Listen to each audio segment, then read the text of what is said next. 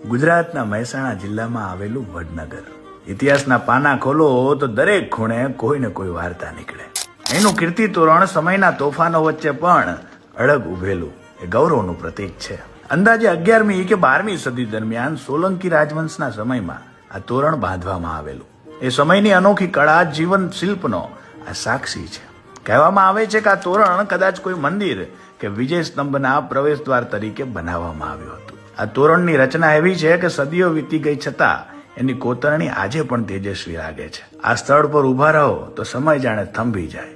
પવનના ઝોકામાંથી પણ યુગની શાન, સંગીત અને શિલ્પની સુગંધ અનુભવાય છે.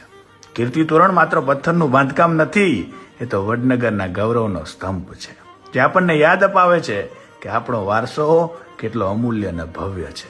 વડનગર આવો તો તોરણ નીચે ઉભા રહીને એક ક્ષણ આંખો મીંચીને જોજો. શાયદ તમે પણ ઇતિહાસના ધબકારા અનુભવી શકશો.